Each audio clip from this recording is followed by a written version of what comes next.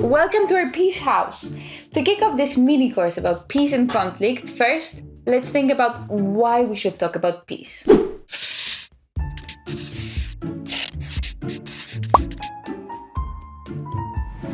No doubt that war and violence are still present in the modern world.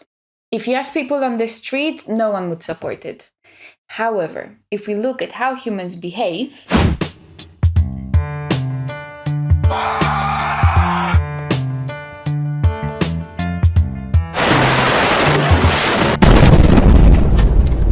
for some reason, what most of us want is not what actually happens.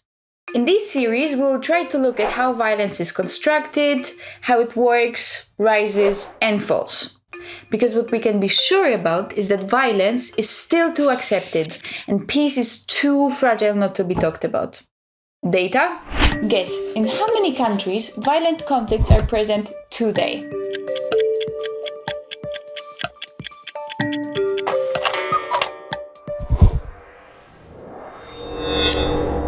Were you close? That's a lot, right?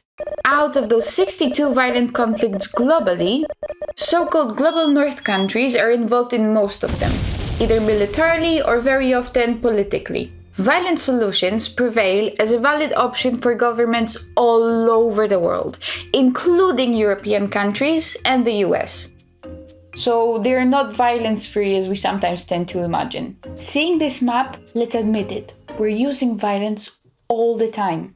And wars are the most extreme, but not the only kind of violence. Hate speech, domestic violence, police brutality, all these sound way too familiar, right? Why is that? Maybe we're not equipped with the right methods and tools to peacefully go through conflicts. We cannot avoid them, but we can decide if we transform them into something positive and productive, or we let them turn into violence. It is in our power to choose the tools for solving conflicts peacefully, put effort to successfully stop the violence, and then start creating the right environment to sustain the peace. But to get to this point where we talk about peace so holistically and employ science and professional research in our efforts, we needed to go through a lot of history. So let's see how we got to where we are. In the course of history, we fell into the cycle of violence many times. The concept of peace recurred as well, but usually at the margins of mainstream politics and science. It was a shy voice in a crowd of violent screams and almost always brought up only after the horrors of another war. It started changing slowly in the 20th century. First World War delivered the foundational stimulus to think about peace in a more organized and systematic way. The reflection about the deadliest war until that point in history initiated the first university peace courses.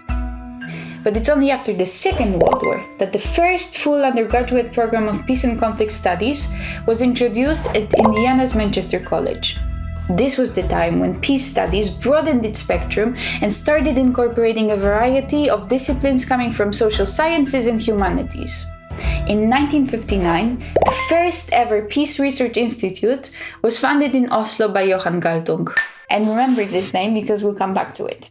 Then the 60s and the Vietnam War came, and it was followed by huge grassroots level movements. There was also another crucial stimulus that made people spill to the streets. The Cold War and the imperial forces were massively enforcing their atomic capabilities. It was the last call not only to talk about peace, but to roar about it. Therefore, in 1984, the UN voted on the Declaration of the Right of Peoples to Peace. It was a long way, but finally, in 2016, peace became acknowledged and named as a human right. Now we have more legal instruments to protect peace, and we have a deeper scientific understanding of the processes behind it. Well, yeah, there is still a lot to be done, but the knowledge is there to be shared and promoted in order to build non-violent societies. But what is this understanding of peace that we already have then? Go to the next episode and find out.